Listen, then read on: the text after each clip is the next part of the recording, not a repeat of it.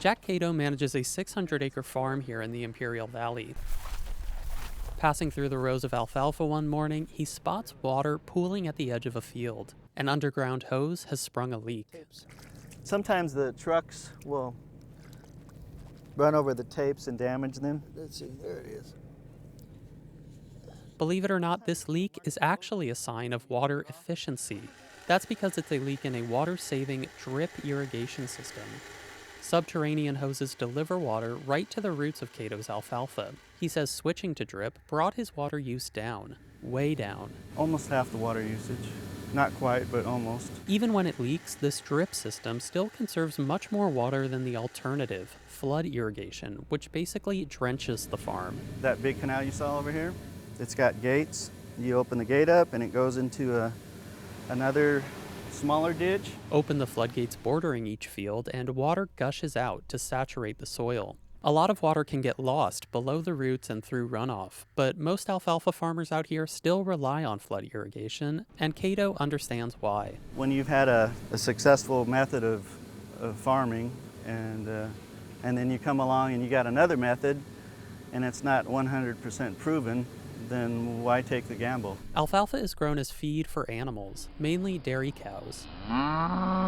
When you eat a scoop of ice cream, in a way, you're also eating the alfalfa a cow used to produce milk for that ice cream.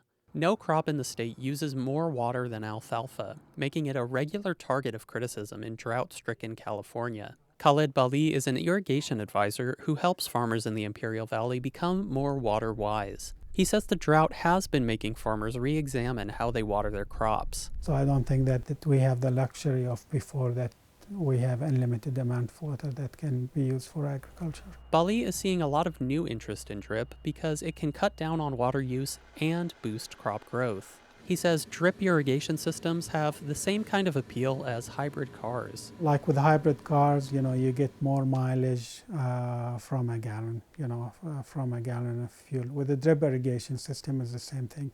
You're going to get more tonnage per unit of applied water. Put simply, more crop per drop. But Bali says drip won't work for every alfalfa farmer. A lot depends on the type of soil they're farming. Jack Cato farms sandy soil ideal for drip, but farmers working with heavier soils might not stand to save that much water. Drip irrigation is not the answer for everything, and I would not recommend, switching every acre in Imperial Valley to drip irrigation. Cato says drip has brought him lots of water savings, but it's also brought him new headaches.